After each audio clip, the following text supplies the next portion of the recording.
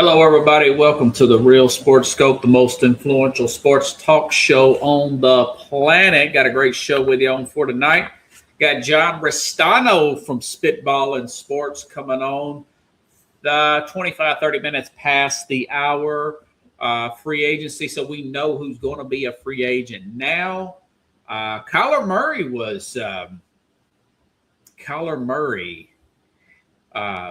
is going to be released when the new league year starts next Wednesday, 1 week from today, folks.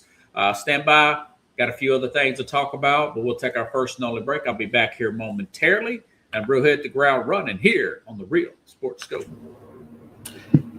Hello, Sports Scope followers. The program has seen tremendous growth since going 5 days a week. I just wanted to thank everybody for your cash contributions and sharing the program with friends and families. Just a reminder, if you want to contribute to the program, go to the Cash App, the cash sign, and Sports Scope.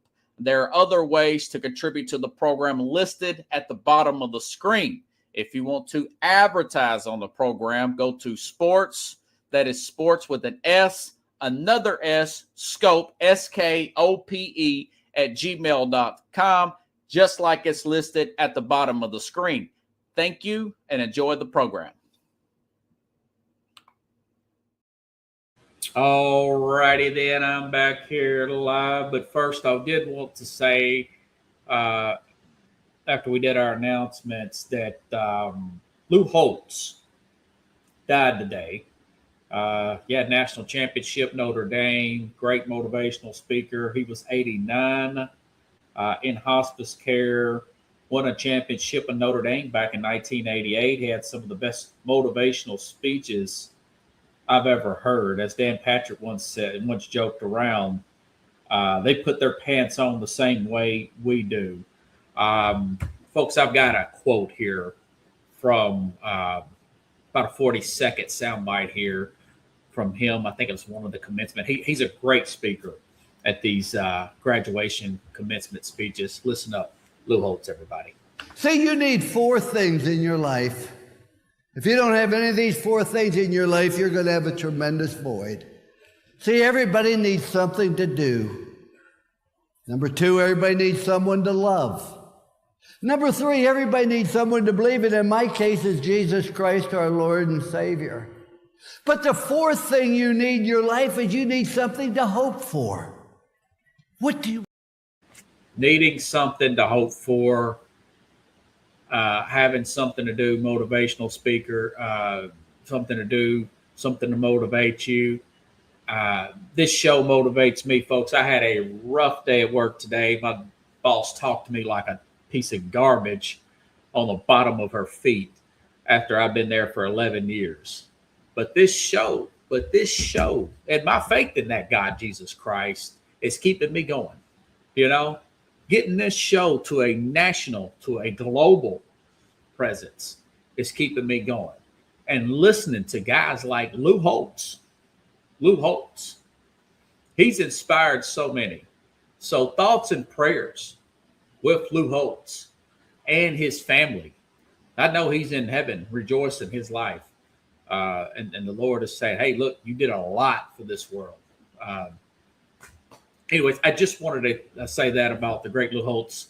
That was not what I planned on talking about today, but I found out this afternoon. I understand at 89 years old, I know that some of my childhood heroes are going to die, coaches and whatnot, actors, musicians, but it still saddens you when they do go and go to the other side. So anyways, thoughts and prayers again. I always say thoughts and prayers. Okay, on a lighter note, folks, they got a guest coming in 30 minutes past the hour.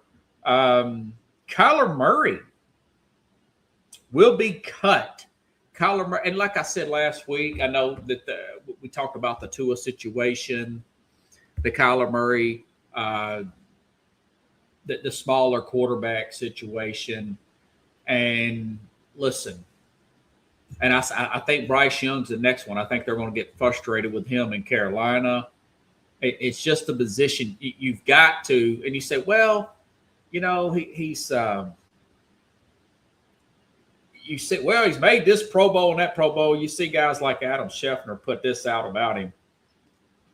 I want to make sure and get this right about Kyler Murray. I'm going through my notes here. First overall pick, rookie of the year in 2019, two-time Pro Bowler, 87 starts, 20,000 passing yards, 32 rushing touchdowns, 60 interceptions, 120 back. You think that's great. But then you look and you watch the guy. He played 5 games last year. He did have a 17-game season in 24, but he had an 8-game season in 23, an 11-game season in 22. So he's finished one season. He's played every game as a quarterback with all these protections. He has played a whole season just one time in 4 years. So think about it that way. He uses a lot of his energy. The guy, listen, I'm short compared to NFL standards. I'm 5'8". I think he's 5'9", 5'10", depending on who measures him and who can really press the envelope.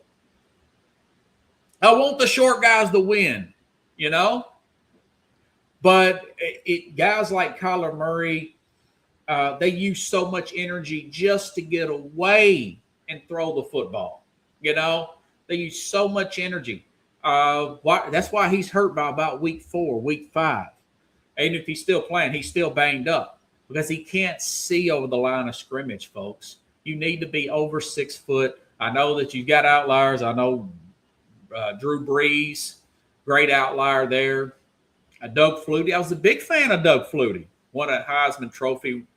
But, it's just one of those things where over time, it's just too difficult for him to make every single throw on the field at that short a height. So, anyways, that's my thoughts on him.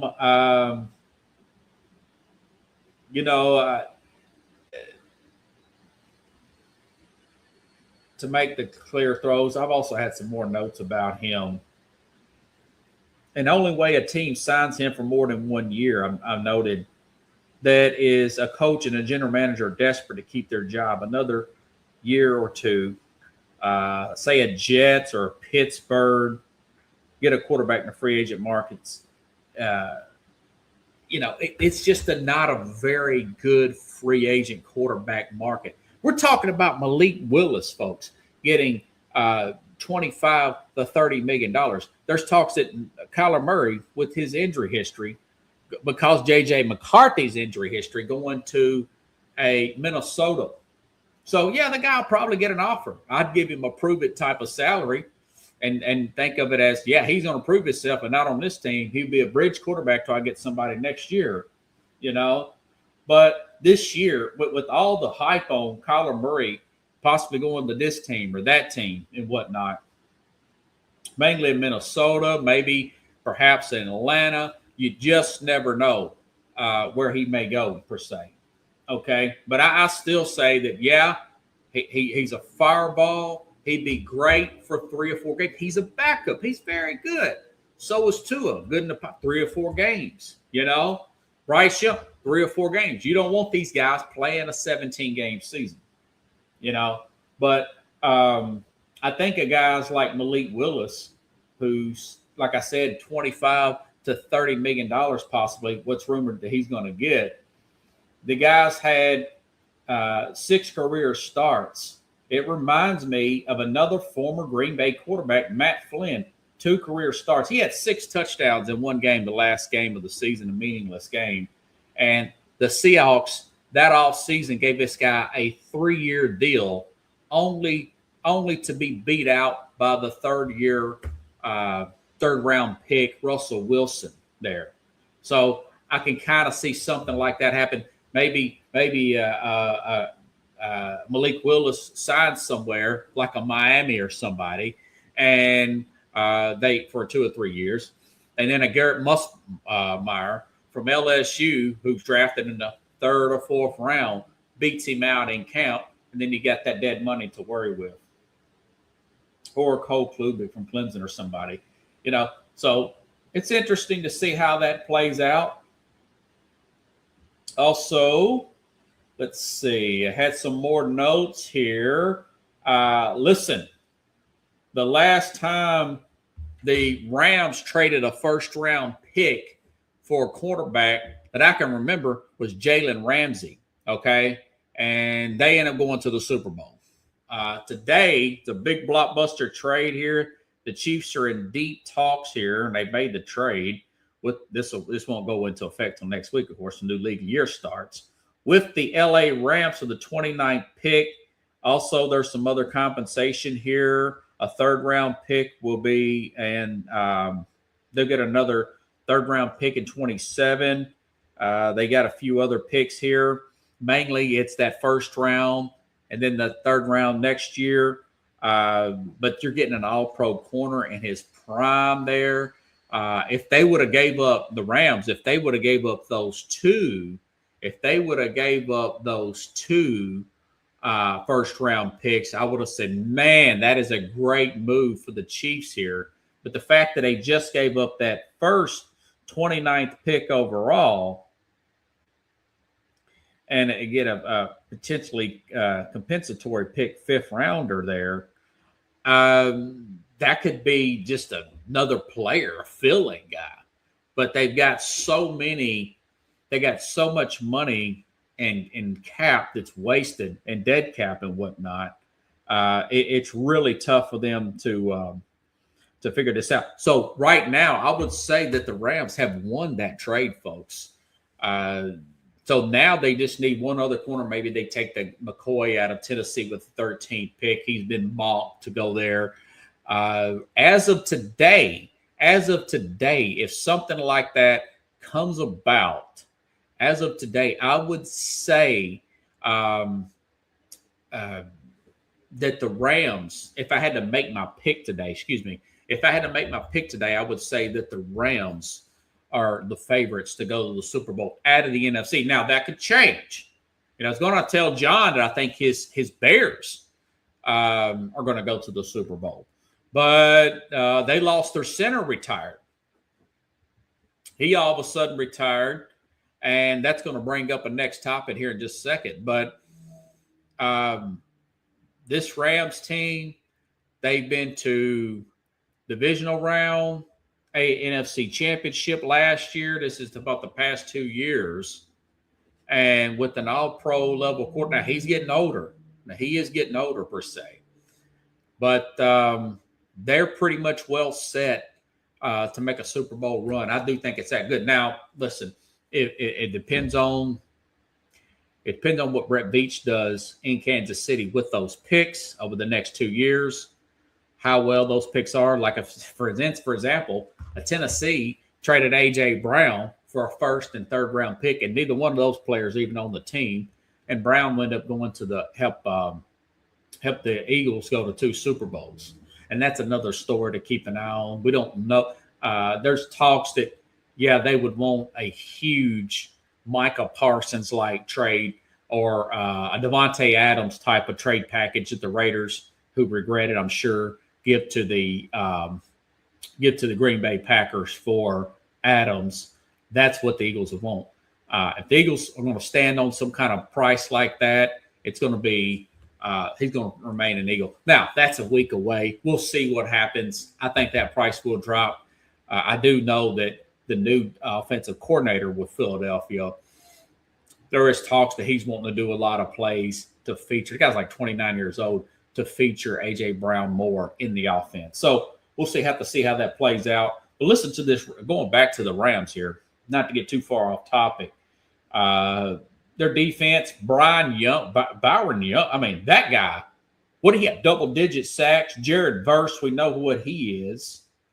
Then you throw in a Trent McDuffie, Darius Williams, Cam Kick. I mean, this is going to be a really good defense here.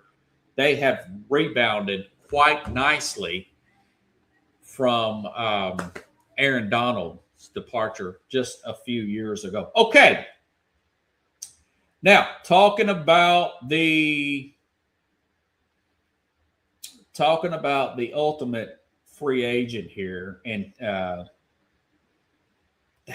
it's interesting.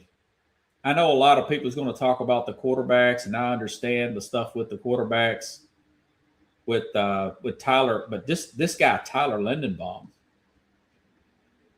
and I'm trying to get my notes here, and I can't find them anywhere. Tyler Lindenbaum out of this guy is here we go.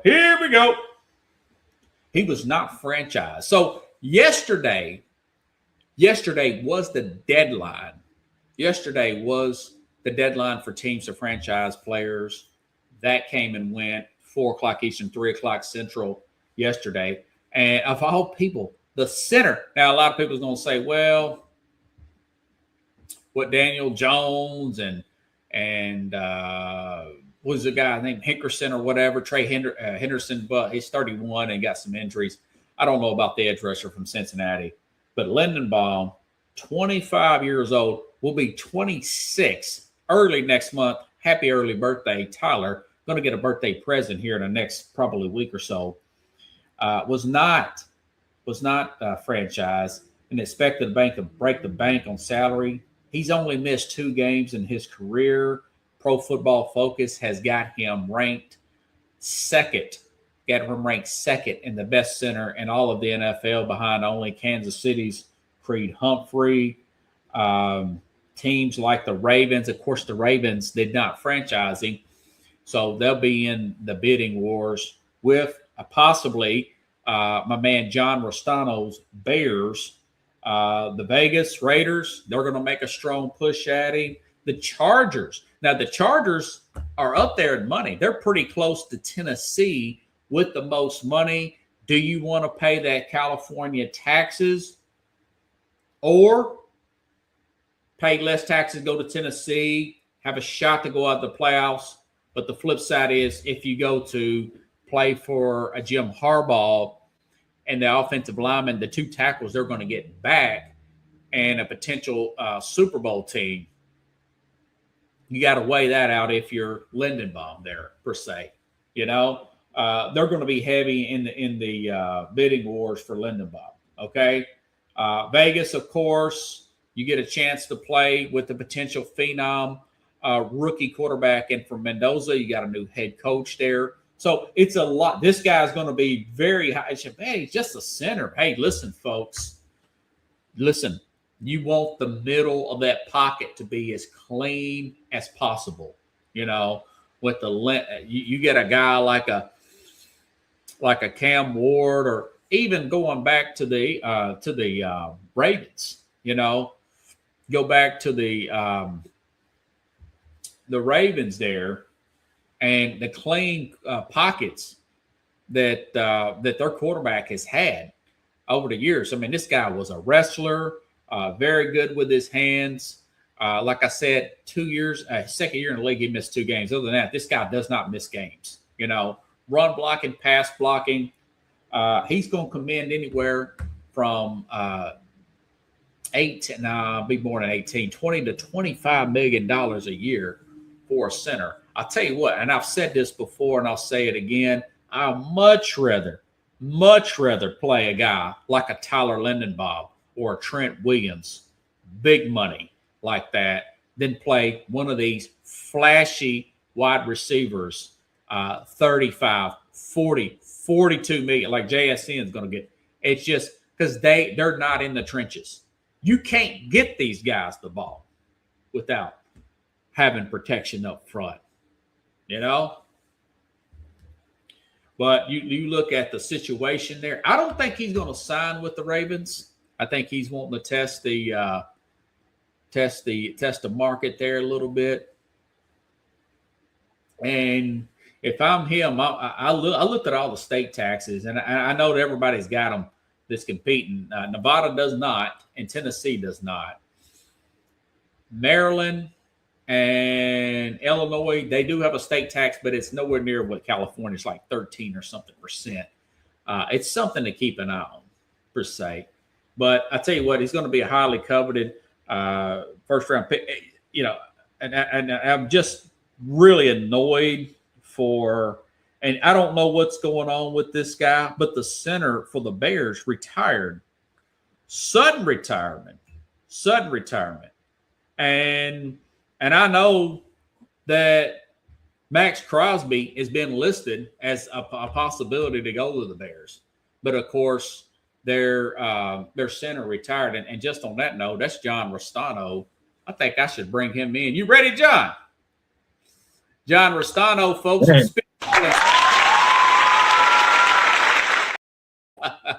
Hey, man, what's the story behind the Bears center suddenly retired, 27 years old, happened yesterday? Yeah, hey, Robert. I don't know. I haven't really heard much about why yet. Okay. Like there was no reason given that I've heard from the different podcasts and stuff I listened to. Yeah, I don't know. Everyone was shocked. Very shocking. Yeah. I mean, it certainly gives the Bears more needs, right? Because now they need to make up for left tackle because Ozzie Trapillo got hurt, and now they lost Dahlman to. I mean, it is incredible. I mean, that was a shocking. Probably out of all the things that have gone on for the Bears in my lifetime, yeah, I don't recall anything being that like I just come out of nowhere. The only thing he did good though, level guy too, playing great. Yeah, and he did. Thankfully, he told them now and didn't wait 2 weeks from now. From after free agency started. Yeah. So, yeah. But yeah, stunning. Yeah, and I was telling the audience of all people that I think the biggest free agent out there is not Kyler Murray, Daniel Jones, or I think it's this Tyler Lindenbaum from the Ravens. You agree with that? Center, man. Definitely, yeah. After seeing what I've seen with the Bears and who they're, they had, the year before they had Shelton, who ended up being center for the Rams, and then I think Ryan Bates, who was a Bill from Buffalo, and it was so bad. You could just tell how important, and I think a lot of people don't realize it. I certainly didn't even really realize how important that center is. What a big deal he makes to the whole process working right. So yeah, Lindenbaum's out there, and he's. I can't believe that Baltimore's just letting him go. I'm surprised. A lot of centers, though. Look at the guy in Washington too. I can never say his last name. I wish I could. It's like B.A. Badzaz or Bad Rams. I don't want to. Yeah, I know what you're saying. Yeah, Beta. Yeah. So he did too. No, I think he's just. I think he's just freaks. The Bears had him in. I just think Washington was letting them go. The Bills, Connor McGovern's another one. Their starting center. Well, what's the problem with him? It's got to be money because his contract. It's time for him to get paid. And if you notice, centers get paid, right? They get paid. I mean, and they deservedly so I'm telling the audience, John, that I'd much rather pay, and he's going to command anywhere from $20 to $25 million. Lindenbaum, he's second according to Pro Football Focus to only Creed Humphrey from the Kansas City Chiefs as the second best center in the league. The guy's 20. He'll be 26 in April. He's only missed 2 starts. I mean, he's ideal. I mean, he's a Jason Kels level of a guy in his prime. I mean, make that pocket clean enough for you to eat off of, man. Right. I was talking the other day about Jackson Smith-Njigba wants to be the highest paid receiver in the NFL. And I said, well, for $42 million, if somebody wants to give me 2 first rounds and a third round, I'd trade him now. Even as good as he's playing. These guys can't run their route. What difference does it make how much you're paying a wide receiver, John? No, I agree. I totally agree. I mean, I look at what the Bears are paying DJ Moore, and now they can't. They're trying as hard as they can to move him along by the look of it. So I mean, here in Nashville would love to have him, man. Maybe give you a 4th round pick or something. Right. I'm hoping they're going to try to use him in a Max Crosby type trade or something that they may be looking at doing. But I'll tell you this though. I know I saw that the guy from Washington, the Bears brought him in there. The center, Lindenbaum, supposedly is also going to be visiting with the Bears. it just, the thing that stinks about the whole thing, I mean, think about it. You had Dahlman locked up. It was one of the best offensive lines in the league. Yeah. And now you rip him out. And then, so, you know, you got 2/5 of it you got to fix. And that's too bad because they were looking at a different offseason, right? I mean, where you now could just concentrate on maybe pass rush. But now you're going to, now you're going to concentrate on that center spot. I hope we find out from Dahlman, whatever. I'm not even sure what school he went. Did he go to Stanford? I'm not quite sure what school he went to. They cut out the good offensive linemen, don't they? Castro went there too. Yeah. He used to play with Pittsburgh. I think he went to Stanford also. I mean, it's smart of him, I guess, for Dahlman. You make a lot of money. You're 27. You're not going to take any more hits to the head because I know those guys take a lot of them, right? Don't those guys? Yeah. So, they get paid well. It's stunning. 27 years old, and there he goes. But I like the line. The line doesn't seem to have. They don't really come off as really egocentric or problem child. They're not like receivers. I know Trent Williams, he told Washington, he said he'll never play another day. But that was an awful owner. I mean, he had a bad reputation, obviously. But they're not mouthy. They do their job. They get Rolexes if they block. They're just, they're low key and they're so, we saw that Super Bowl was after they punted, they meaning the Patriots, after they punted in the 3-and-out in the second half, I stopped watching that Super Bowl. It was unwatchable. It tells you how valuable that position is, and it's just not sexy or fabulous by no means. No, and it's a must. It's like having a 4-wheel drive living up in Buffalo somewhere, brother. Right. Yeah. No, right. It's the glue. It's really the glue. Well, that's why I always get frustrated talking about the Bears. Instead you're grabbing wide receivers and you're getting running backs and you're doing all this stuff, but yet your lines are so bad. The lines, both sides of the ball, we know that's where it starts. And they finally figured it out. But those offensive linemen, they're the glue of everything. I mean, they just are. You can't go anywhere without them. It doesn't matter. I don't care who your quarterback is. Yeah, and your guy, Joe Tooney, your tackle goes out. They paid him so much money, he could flip in there and play left tackle. And you're playing great. You beat the Packers. You almost beat the Rams. He's a prime example. Even guards, John, that are interchangeable for 2 or 3 games, they're even worth paying, man. Yeah. Guards. No, and look at Kansas City. They fell apart. Yeah, they couldn't afford Tooney, Oh, absolutely. No doubt about it. I mean, and I think I look up here in Buffalo. I mean, their offensive line, and it's been pretty consistent, and it's been very good. So I mean, it's the teams that are good. They have to start there. It is truly, like you're saying, it's the glue of the team. Keeps everything. I didn't realize, Robert, how important a center was. And I don't know why. I've watched football my whole life, Me too. They are the second most important thing on the field next to the quarterback. They're just...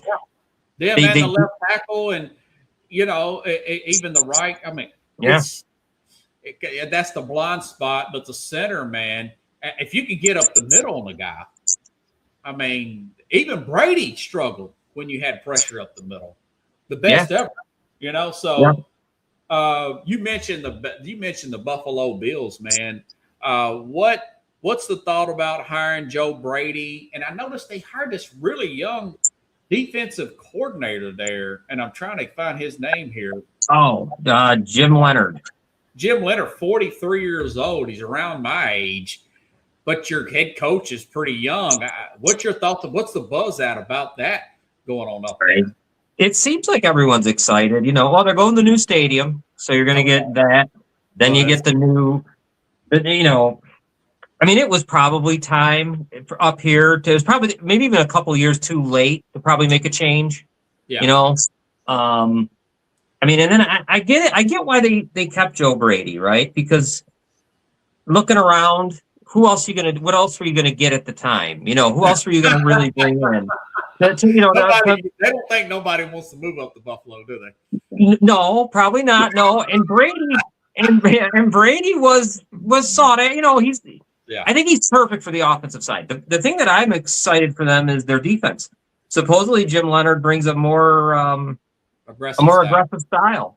Now, this team, I don't know if you realize this, and I wish I had the right stat down. But people can look it up. The Bills haven't had a sack in the playoffs in a long, long time. Like, I think the last time, Leonard Floyd was the one who got it, whatever that was. So they don't Mostly did not get a sack. That's interesting there, John. Wow. Yeah, no sacks for this team in the playoffs. So, you know, you kind of got to get the quarterback on the ground. I mean, look how they lost. I mean, and you had to figure after losing to Denver, they shouldn't have lost to Denver. They should beat Denver. You know, that's one of those ones that was just too much to see, because when you look at it, they could have been in the Super Bowl. I mean, New England showed that they were probably a little bit, you know, they caught breaks all the way through the playoffs and all that, you know, the teams they played and the quarterbers. Oh, I think they would have gave Seattle a great game. They may have beat Seattle for all we know, because they had a good offensive line. Yeah. You know? Yeah. And they got robbed in that game. Don't get me wrong. That was a bad call. That guy should have cooked off that ball. But you turned the ball over 5 times. You didn't get that many stops, like you said. And McDermott's in charge of the defense. I mean, what do you expect, man? I mean, it's his side of the ball. They couldn't stop the run hardly all year. No, and it was 10. You figure it's 10 years, I guess, of him and all these and a lot of near misses, a lot of things. I mean, I know people after the 13 seconds in Kansas City wanted him fired, and that was a while ago. Yeah. So and they wanted him gone then, and then against Cincinnati when they lost at home to the Bengals after DeMar Hamlin's incident, you know, his heart stopped. They got beat pretty good in that game. So that's interesting. 10 years. Bill Walsh said people start to zone out, the head coach and management, after 10 years. You should leave after 10 years, the 49er coach here. Right. And I thought to myself, that is really well. It's a funny thing. Today, I've told you and I'm telling the audience, I had a bad fallout with my boss today.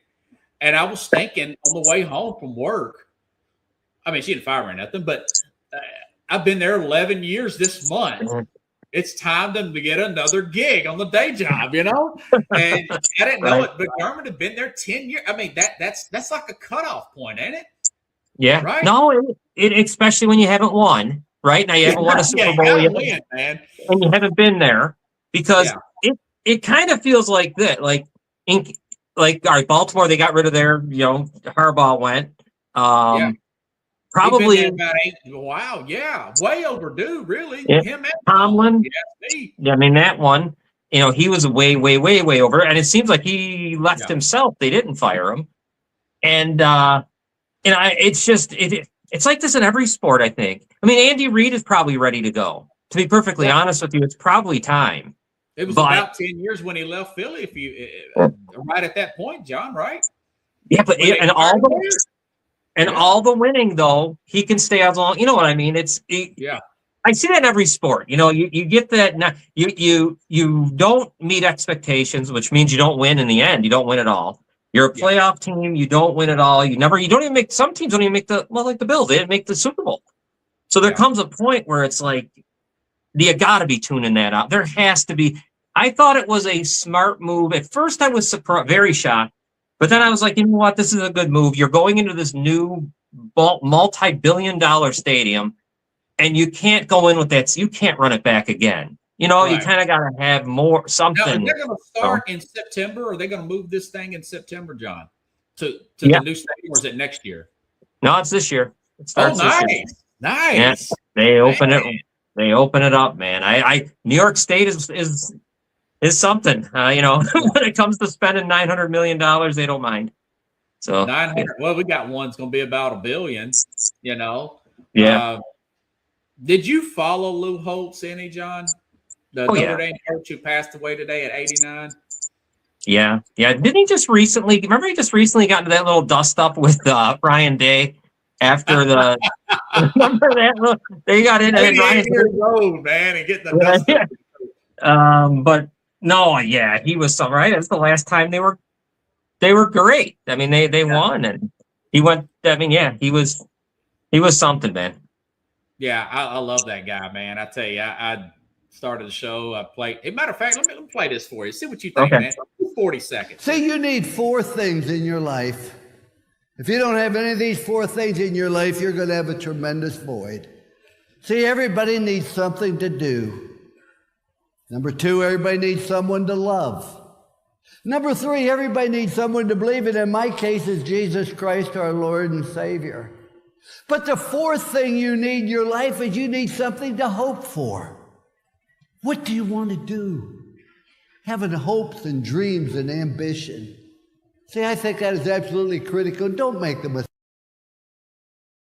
That wasn't he just like, you remember Dan Patrick used to mock him and say, well, they put their clothes on the same way we do, or put their pants on. Right. Yeah. He had some of the best speeches, man. Yeah. Yeah. No, and the way he spoke, I mean, listen to him. He fired up Ryan Day. Yeah. No, he did. Yeah. Remember how Matt Ryan did? What was that? I wish I could remember what that was. It was just recent. It was during the playoff. I don't know if Notre Dame I think Ohio State beat them maybe 2 or 3 years ago. Because I think then, or they didn't play. I don't know, but Holtz might have been after that loss to Michigan. You just never know. Last year, he always spoke his mind, didn't he? Yeah, I think Holtz said that they just weren't good. That was basically his Ryan Day got a bit, but that just shows you though how important Holtz was to all of them, right? He's talking at that age, and they're still getting a reaction out of him, and that's sad. How old did you say he was, Robert? 89. He's only been in hospice for a few months now, so he lived a good life, man. I didn't know he was that old. He's always looked the same to me from 1988 till 2026 to me, but we're younger. I do want to get your thoughts, man. What's your thoughts on and I'm not a hockey guy, but I know you are. The U.S. winning the gold medal over Canada. Is that like a big rival now? Oh my God, yeah, that's a crazy. I mean, you think about it, the U.S. hadn't won a gold since 1980, since the Miracle on Ice, so it was that long ago. Watched a great documentary on Netflix on that too. Unbelievable. And if you ever out there want to see one that's really good, check out the one from the Russians' point of view. I got to remember the name of it. It's incredible. Where it's talking about. It was on. I saw it on the Fire stick. On the Fire stick. I just wish I could remember. You know what? I'll send it to you when we get off. I'll send it to you. I'll watch it. It was so good. You go from that side of it, and that side of it. Obviously, back then, that's the Soviet Union. That was a big deal when you're losing that game to like that to a bunch of kids. Canada, U.S. now. The rivalry was great. Last year they had this. I know you don't watch it, but last year during the All-Star break, they had a Four Nations tournament where it was Sweden, U.S., Canada. Yeah. And remember that they had all those fights in that game? There's fights all over. And it was old-time hockey. It was great. It's awesome. I mean, the USA winning, I mean, you can't beat it. I mean, the rivalry is something else. You see it online. People, it gets a little, for the Toronto Maple Leafs, the team I like, the captain of the team is Austin Matthews. He was also the captain of Team USA. Okay. So when he comes back to Toronto, when he comes back to Toronto with the gold medal, the crowd booed him. He got booed in his home stadium, the home arena. So because they won the gold. In Canada, it's important. I don't know, man. It's a great game. I love when people watch it because it's only too bad that gold medal game had to be on so early in the morning. It was really early, yeah.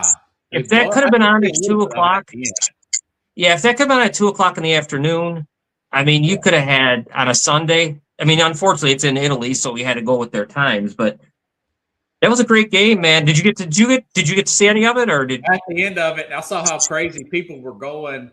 Didn't they play in a tournament against Canada, and Crosby played and won? Yeah. But this was what a few years ago. Was it 2016? They had that big tournament against Canada, and Crosby played, and they ended up winning. But he did not play in this one, right? And are they kind of using that as an excuse, the reason why they lost? They started out with that kind of a little bit. You could tell that was a little bit of an excuse, but then it turned into, we just outplayed you guys anyways. We outshot you. We outplayed you. But that's hockey, man. That's it's the way hockey is. You can get outshot 42-14, and if your goalie's good enough, you're gonna win. If you win, you win. I don't know, man. I mean, Crosby beat them in 2010 Olympics in might have been in Vancouver. He got the golden goal. He beat them. Canada usually beats the United States, but the U.S. has gotten so good. You're getting all these players from weird places. I mean, you got two of the best players in the world from Arizona. Grew up in Arizona. You got kids coming from all over, from the South, from non-icy areas. Yeah, that's crazy. You guys. I saw Nashville. Part owners now is I saw Nick Saban. Yeah. So he's it's buying up everything in town, man. He's got some car lots, or he's got a Mercedes dealership. He's got part of the Predators. Man, it's interesting. I just had to get your thoughts on that. I wanted exciting to ask you about the Knicks, man. So they beat San Antonio the other day, and they are 3. And San Antonio's been killing people. They beat 11-game winning streak the other day. They beat I want to say they're 3-1 against OKC, but people say, well, it was a long road trip. But hey, the only game that the Knicks lost was only by 2 points. What's your thoughts about that? Is that a sign that maybe the Knicks have a shot to win the whole thing, John? Well, they beat the Raptors last night, which they do that a lot. And the Raptors aren't bad, but they beat them. Now tonight, I think they are playing Oklahoma City. Oh, New York. Wow, that'd be interesting. Okay, I think they are, and I think the last I heard is they were down by 8 or 10. The Knicks, but I think it's early. But no, I think in the East, sure they can. I don't see why they can't. I mean, what did they do? They got Alvarado. I guess he's just kind of a role player. As long as you can keep Cat is the guy, right? I mean, to me, he's just you got to have the ball. You got Brunson. You kind of need Karl Anthony Towns to. You need that kind of, but you got to keep him on the court because he fouls kind of, how he is. He fouls out. He sometimes he's just not a great defender. He's like a huge liability. It's so frustrating because sometimes you see it where he does. They showed it the other night. I think Shaq was showing it. There's a timer who'll do a screen and roll, and he'll go to the basket hard, and he's unstoppable. And there's sometimes he just doesn't go. You know what I mean? He'll do the pick and roll, but he doesn't roll.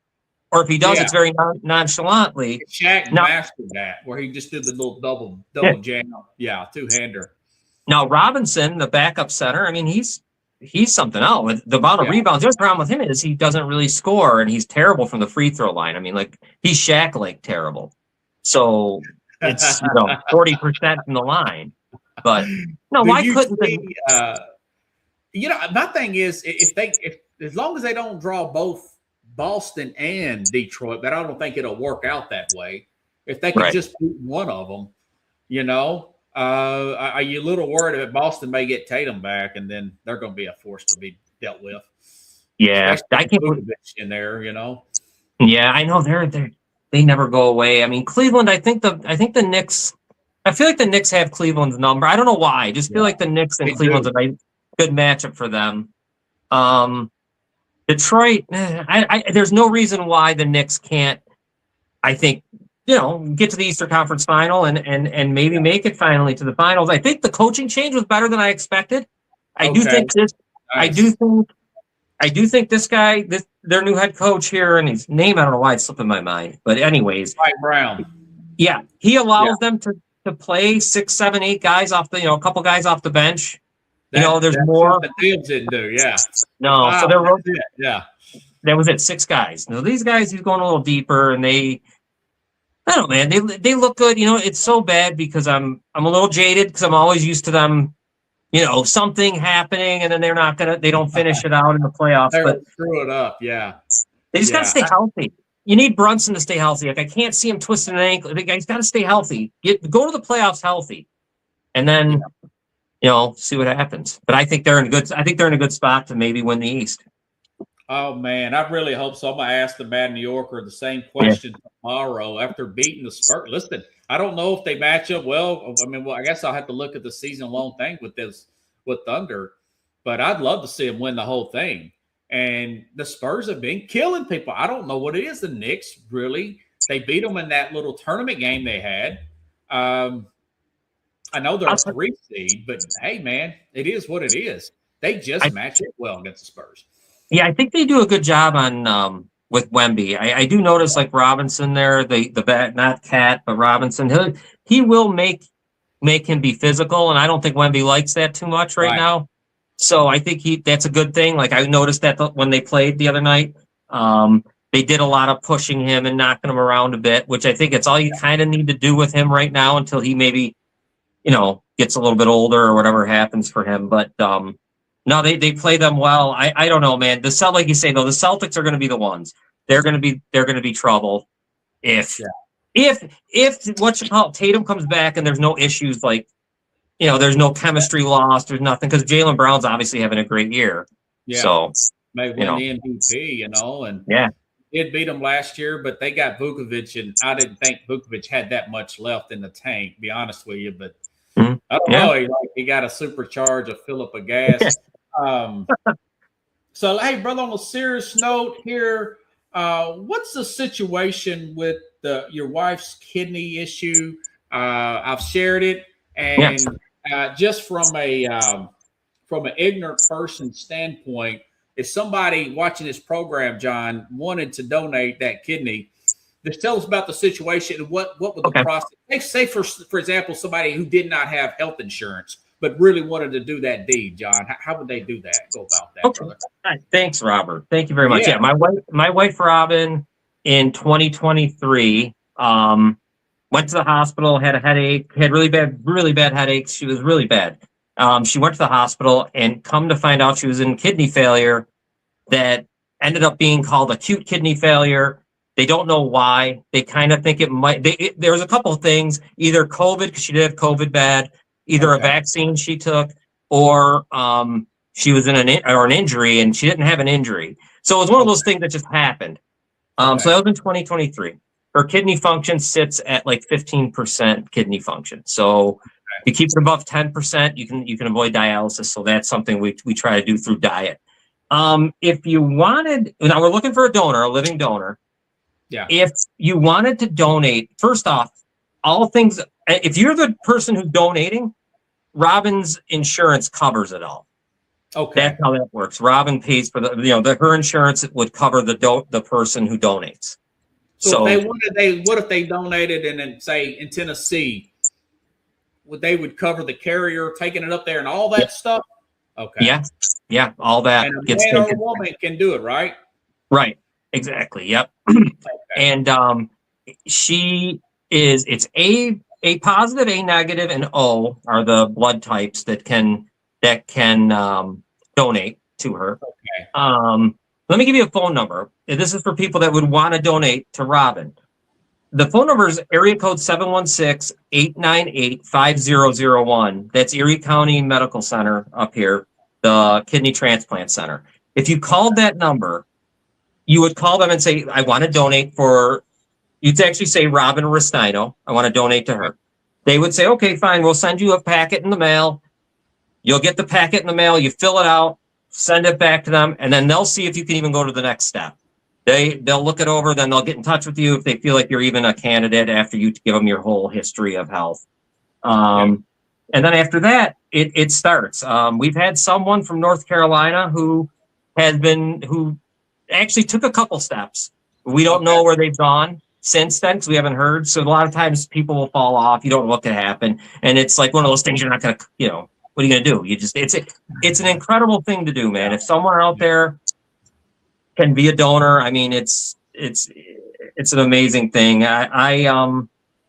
She's hanging on. Robin's doing good. I mean, she, like I said, 15% kidney function, just trying to avoid dialysis.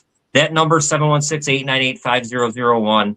That's the important number because you can call there and they will send you out the packet.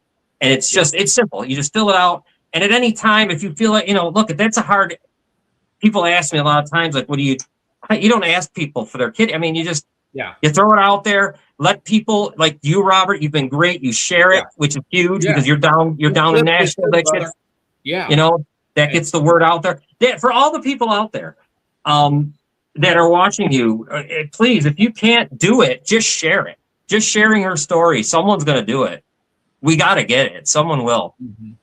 So what is there fear that she may have to go on? Because I picked up that is very serious to get dialysis. Is there a fear that she may drop to that 10% at a certain time if she stays at this 15%? Can she live the rest of her life at this 15% per se, or? Well, A kidney's going to be needed at some point. You know what? Part of the story is when she went to when she went to the emergency room in 2023, and they put her in intensive care. Her kidney function was only 9% at the time. Okay. What happened is we were able to do this through diet because there's certain foods she can't eat. She can't eat anything with potassium, and she can't eat anything with phosphorus. You got to try to avoid those. Okay. And we've avoided them really good. We've gotten her kidney function as high as 18%. Okay. It's dipped a little, but yeah, if it ends up, there is that concern. We're 3 years in now. We really want to get this going because what will end up happening is if she ends up getting to the point of dialysis, then you start looking for deceased donors, people. And the only thing about those they're great and they save lives and they're awesome. But a lot of times, Robin's only in her 40s. So what'll happen is she'll end up having to have another one in the next 5 years or so. You know what I mean? Wow. But the living donor is for life. I mean, she's good for life. But when you get one from a deceased donor, you could get one for 10 years maybe, but you're definitely going to have another one is the way they make it sound. So, yeah. Albert Hainsworth used to play with the Titans, had to get one. And he did find it. It took him a while, though, to find he did find a guy. A guy did give him his kidney, and that's a big deal, man. So what are you doing your shows, man? I know you're busy and got a lot on your plate, brother. I know. What do we do? We do still do the Friday show, the Spitball and Bills. Now it's Spitball and Bills, but we do a lot of it's the whole NFL. So me and Scott still do that one. That you've been a guest, you got to come back on soon. I do Gridiron Weekly with a couple guys that I met online here. They're from Pittsburgh. They do a Pittsburgh Steelers show. We combined and did something called Gridiron Daily. We do it on. We used to do it every Thursday night. We've kind of had some issues because the one guy who's on the show with us, he works for the Pittsburgh Penguins. So when they're in town, so things kind of get a little crazy. Yeah. So anyways, we're finding a new time and a slot, and I'll let you guys know. But the Gridiron Weekly is a cool show, and that's about all I'm doing right now. Is those right now? 6 o'clock Eastern, the Gridiron Weekly. Gridiron Weekly was at 8 Eastern. We were doing it at 8 Eastern on Thursdays. The Friday show, the Bills Spitball and Sports podcast, is at 6 Eastern. Okay. Yeah, yes. I've been having to work more myself, and that's why I went down to 3 shows. I do one recorded in the mornings, and nice. Hopefully that'll change, man. It's just life gets you, brother. Yeah. I hear you. Oh, yeah, I've cut back a lot. I used to do so many of other NHL stuff, and I'd love to get into doing. You know what I miss? I miss doing those. I used to do a show where it was all this, baseball, basketball. I miss, not the one like crazy, huh? Yeah, you get into everything. But someday I'll be back. As just like you. Someday I'll be back with more. Yeah. So give me more. Well, good luck with your careers, brother, too. And this time next week, we're going to find out a lot about where these agents are going to go. Before yesterday, and McDuffie getting traded to the Rams, I wouldn't try to make you feel good. I think that your Bears would be Super Bowl picks for next year, for this coming up season, man. But now with the center issue and they can't bring in that edge rusher, I don't know. And then McDuffie going to the Rams. Last time they traded for a corner was Jalen Ramsey, and they ended up getting to the Super Bowl. So, woo! Wow. Season. I think your Bears are that good, man. I was going to say that. I was going to give you props, brother. I know you don't play for the Bears and everything, but you're a Bears fan, and I just wanted you to know I'm really impressed with the season they had. Yeah, I mean, the head coach has done a great. I mean, he changed everything. He really did. He changed everything. And Caleb Williams is better than I had no idea what to expect of him. I really didn't, because it was hard to tell at USC for me. I don't know. I didn't really know. That final year wasn't a good year. Remember, it wasn't a great year. And then that first year in Chicago was such a disaster. Ben Johnson's been incredible. They, I don't know, man. Their division's tough too. I mean, it's a tough division. I still think the Vikings.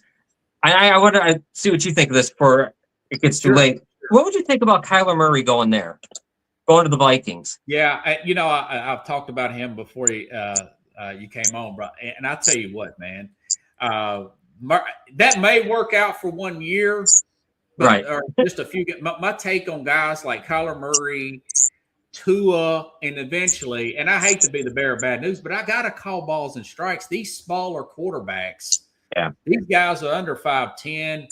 Diego Pavi, the Vanderbilt player, eventually it's just too hard for them to see over the line of scrimmage. They're always going to be injured.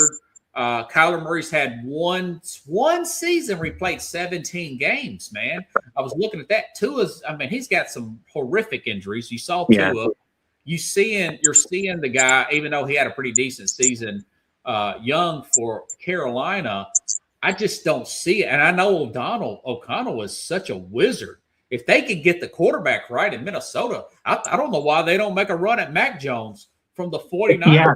Okay, that's a good John, right?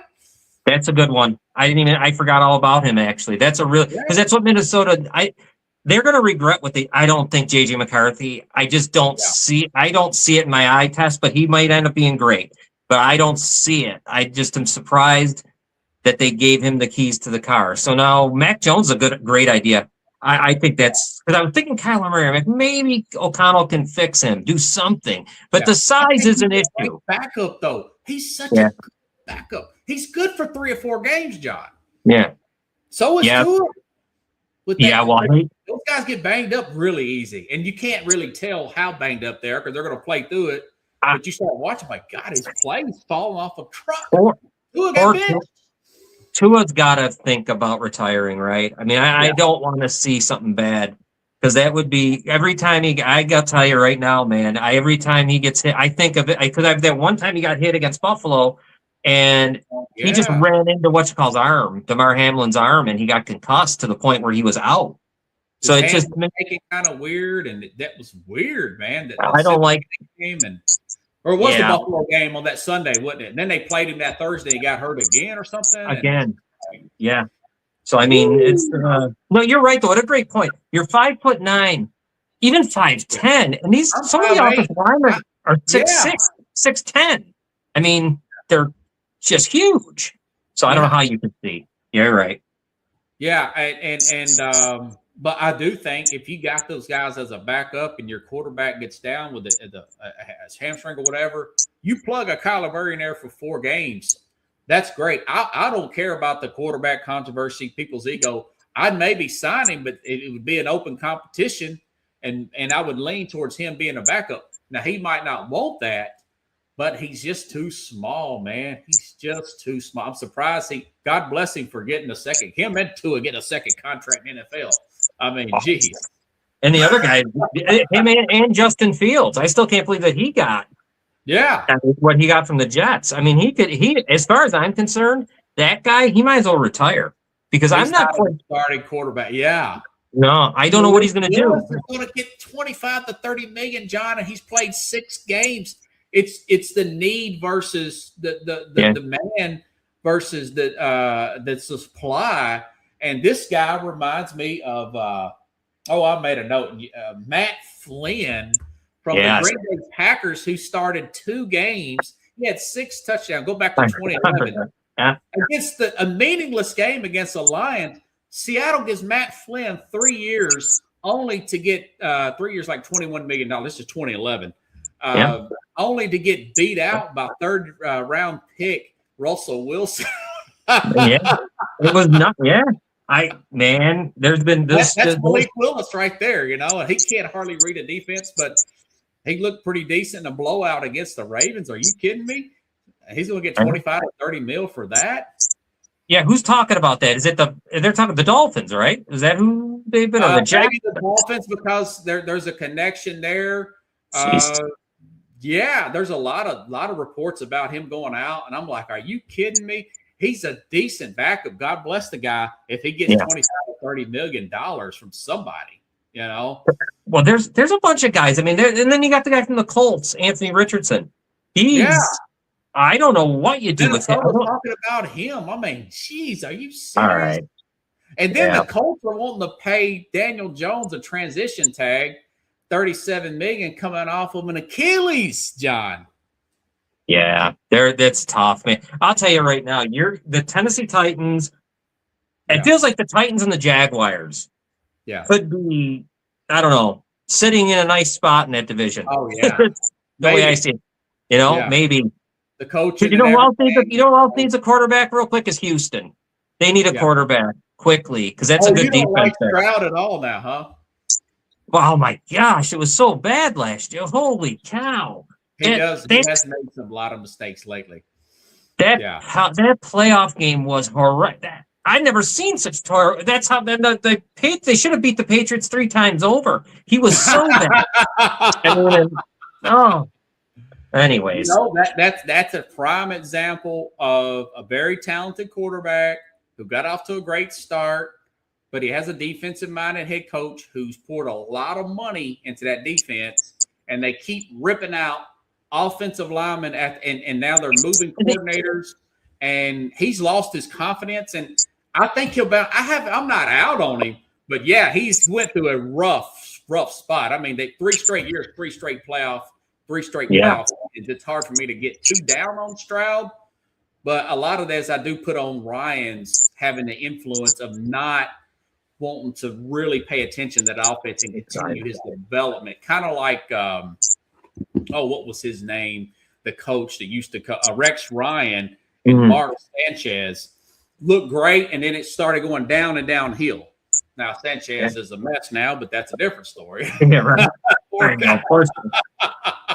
Man, yeah. Oh, man, I'm praying for everybody. Lou Holtz, man, do something with Mark Sanchez. Did you see what happened with him? He said he had fentanyl, cocaine, alcohol, beat up the delivery driver. What's wrong with that guy, man?